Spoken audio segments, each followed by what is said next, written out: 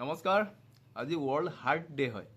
গতিকে হাৰ্টৰ ৰিলেটেড এটা এক্সাৰসাইজ দেখুৱাম এক্সাৰসাইজ নহয় এক্সাৰসাইজ বুলি ক'লে মানুহে নাচাব তো উশাহ লোৱা এটা পদ্ধতি উইম হফ ব্ৰিথিং প্ৰসেস তো এনেকুৱা নতুন নতুন 5টা মান পদ্ধতি ওলাইছে উশাহৰ বাহিৰৰ হয় আচলতে তো সেইটো কেনেকৈ হাৰ্টৰ কাম কৰিব আৰু কি কি কাম কৰে মই লাষ্টত কৈ আছোঁ শৰ্ট ভিডিঅ' 1 মিনিটৰ চিন্তা কৰিব নালাগে তো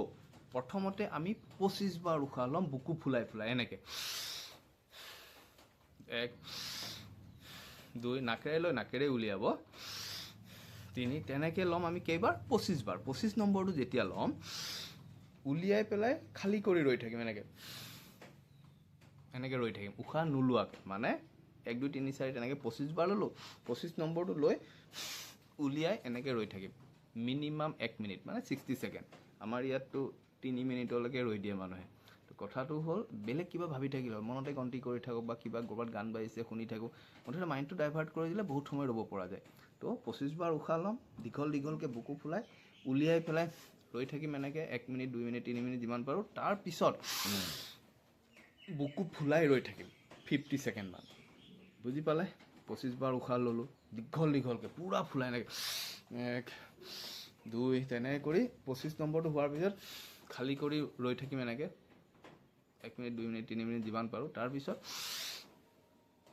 এনেকৈ লৈ পেলাই ৰখি থাকিম 50 ছেকেণ্ডমান 50 ছেকেণ্ডমান ইয়াৰ ফলত কি হ'ব আমাৰ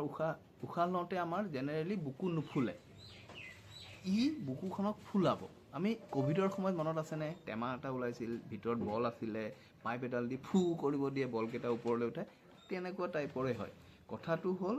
আমি উশাহ ল'লে জেনেৰেলি বুকু নুফুলে তো ই ভিতৰখন ফুলাইছে তাৰমানে এইটো লাঙৰ এক্সাৰসাইজ হয় হাওঁফাওঁ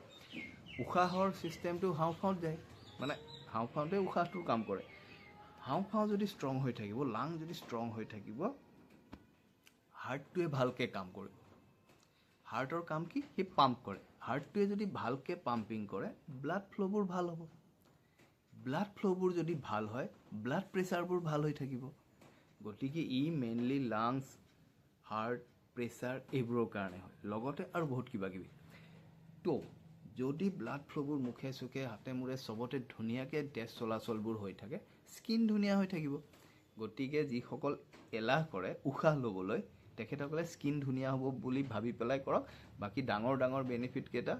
এক্সট্ৰা বোনাছ বুলি ভাবি ল'ব তো বহুত জৰুৰী হয় এনেকুৱা 5টা মান আছে নতুন নতুন প্ৰচেছ তো